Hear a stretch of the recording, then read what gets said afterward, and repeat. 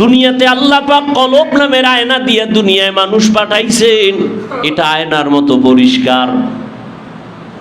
এটার পাওয়ার বাড়বে। আল্লাহর জিকির করো, নামাজ পড়ো, তেলাওয়াত করো, কলবের পাওয়ার বেড়ে যাবে। তুমি থাকবা জমিনে বসিয়া, জমিনের এক প্রান্ত থেকে ভিন্ন প্রান্তে কি হয় তুমি এখানে বসে দেখবা কলবের আয়না দিয়া। কি দিয়া? ওমরে ফারুক রাদিয়াল্লাহু তাআলা আনহু মসজিদে জুমার খুতবা দিতেছেন, হঠাৎ করে আওয়াজ দিলেন, ইয়া সারিয়াতাল জাবাল, ইয়া সারিয়াতাল জাবাল, ইয়া সারিয়াতাল জাবাল।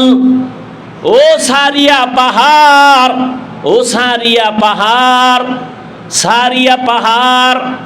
ওমরে ফারুক মদিনাতুল মুনাওয়ারায় আওয়াজটা দিলেন খুতবার মাঝে, একটা অপ্রাসঙ্গিক আওয়াজ। সারিয়ারে বলছে, এই সারিয়া পাহাড়। সারিয়া কই? ওমর যেখানে আওয়াজ দিছেন ওখান থেকে 3000 কিলোমিটার দূর। 3000 ইরানের এলাকায়। সারিয়াকে জিজ্ঞাসা করা হলো, তুমি ওমরের আওয়াজ পাইছো নি? কয়, কাছে বৈশা বললে যেমনে শোনা যায় এমনেই শুনেছি। قال النبي صلى الله عليه وآله وسلم اتقوا فراسة المؤمن فإنه ينظر بنور الله। আল্লাহর প্রিয় বান্দাদেরকে আমার আল্লাহ কিছু স্পেশাল পাওয়ার দান করেন। এই পাওয়ারের নাম হাদিসের ভাষায় ফেরাসাত, কোরআনের ভাষায় হলো ফুরকান।